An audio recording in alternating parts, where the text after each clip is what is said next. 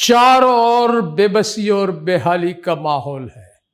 लोग दुखी है, गुस्से में है, क्योंकि उनकी नजरों के सामने उनकी आंखों के तारे, प्यारे दुलारे स्वजन अस्पताल में बेड न मिलने की वजह से, लाइफ सेविंग इंजेक्शन्स या दवाइयां न मिलने की वजह से ऑक्सीजन की कमी से दम तोड़ रहे हैं। हमारी सारी व्यवस्था आज ऑक्सीजन पर है और ऑक्सीजन खुद वेंटिलेटर पर है। ऐसे माहौल में दुखी होना, गुस्सा होना, पैनिक होना, हताश होना स्वाभाविक है, लेकिन यह समस्या का समाधान नहीं है। नमस्कार दर्शक मित्रों, मैं डॉक्टर मृगेश वैष्णव, आपका दोस्त, आपको एक संदेश देने आज आया हूं कि उम्मीदें बरकरार रखें इस कोरोना के दूसरे वेव में। दर्शक मित्रों, मैं आपको बताना चाहता हूं कि ऐसी ही महामारी के दौर से हम 20वीं सदी में गुजरे थे।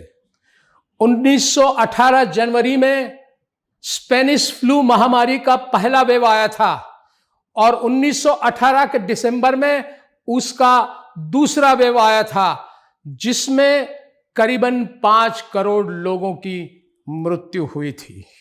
रिपोर्ट्स ये कह रहे हैं कि इनमें से 2 करोड़ लोग वायरस की वजह से मरे थे और बाकी के 3 करोड़ लोग मरते हुए को देख के मरे थे, या तो वायरस के डर से, खौफ से मरे थे। दर्शक मित्रों, आज माहौल अलग है।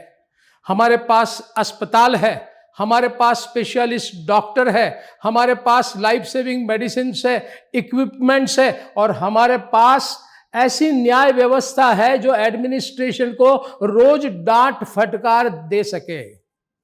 मैं ये मानता हूं कि ये जो कोरोना के दूसरे वेव की आपदा है उसको हम कंट्रोल नहीं कर पा रहे हैं, लेकिन कोशिश जरूर कर रहे हैं। और याद रखें दोस्तों कि कोशिश करने वालों की कभी हार नहीं होती और हमारी भी हार नहीं होगी, जीत जरूर होगी। दर्शक मित्रों, जो लोग कोरोना की इस दूसरी वेव के शिकार हुए हैं, कुछ लोग अस्पताल में भर्ती हुए हैं, कुछ लोग घर पे ट्रीटमेंट ले रहे हैं, कुछ लोग क्वारंटाइन में है, कुछ लोगों को कोरोना महामारी नहीं हुई लेकिन उससे इतने भयभीत है कि वो भी इस महामारी के शिकार है। ये सारे लोग, उनकी जो मनोस्थिति है वो 3 स्टेज में एक के बाद एक होती रहती है। इसमें पहला स्टेज आता है कि उनको ये पता ही नहीं चलता कि उनके साथ क्या हो रहा है, क्यों हो रहा है, कब तक ये उनके साथ ऐसा होता रहेगा। दूसरा स्टेज आता है जिसमें वो हताश हो जाते हैं, आशाएं, उम्मीदें उनमें कम होती जाती है। और तीसरा स्टेज आता है इमोशनल डेथ का, जिसमें उनके जज्बात मर जाते हैं, आशा उम्मीदें खत्म हो जाती है। ऐसी मनोस्थिति वाले लोग, कई लोग अस्पताल में भर्ती है। हमारे तबीब, हमारी हेल्थ केयर जो सिस्टम है, स्टाफ है, वो उनकी अच्छी से अच्छी ट्रीटमेंट कर रहे हैं। उतना ही नहीं, उनके लिए ईश्वर से प्रार्थना कर रहे हैं, कई भजन कीर्तन कर रहे हैं और किसी भी तरीके से उनकी उम्मीदें बढ़ाने के लिए अलग अलग नुस्खे आजमा रहे हैं।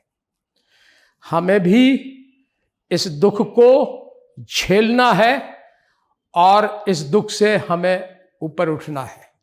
इसलिए हमें सारे विश्व के स्वास्थ्य के लिए ईश्वर को प्रार्थना करनी है और हमारे मन में यह कहना है कि इस जगत में एक स्थान ऐसा है कि जो सिर्फ मैं और मैं ही भर सकता हूं, दूसरा कोई इसके काबिल नहीं है।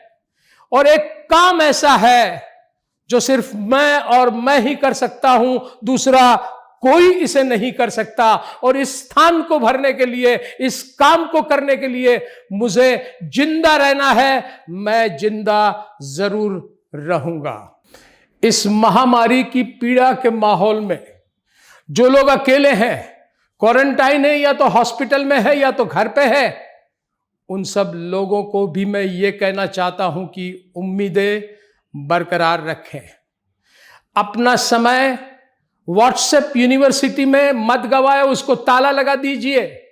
सोशल मीडिया को ताला लगा दीजिए। टीवी का भी कम से कम सिर्फ न्यूज लेने के लिए इस्तेमाल कीजिए। और अपना वक्त जो अकेले में है, अच्छी किताबें पढ़िए, अच्छे विचार कीजिए और मन में ये सोचिए कि मुझे इसके बाद एक नया जन्म मिलने वाला है और जब मुझे जिंदगी फिर से जीने का मौका मिलेगा तब मैं अपनी पुरानी गलतियों को दोहराए बिना किस तरह से जिंदगी जीऊंगा, उसका एक उद्देश्य तय कीजिए और उसकी कल्पनाएं कीजिए, उसको विजुअलाइज कीजिए। अगर आप ऐसा करेंगे तो कोरोना के दूसरे वेव की इस आंधी को आप, तूफानों को आप चीर के अपनी मंजिलों को छीन लेंगे, क्योंकि मुझे आपकी आंखों में दिखता है कि आपकी आंखों में मंजिलें हैं। कदम कभी लड़खड़ाते हैं और लड़खड़ा के संभल जाते हैं। कोरोना की आंधियों में कहां इतना दम है कि आपकी उम्मीदों के चिराग इन तेज हवाओं में भी जलते रहे हैं। आपकी उम्मीदों के चिराग इन तेज हवाओं में भी जलते रहे हैं। उम्मीदें बरकरार रखें दोस्तों। नमस्कार।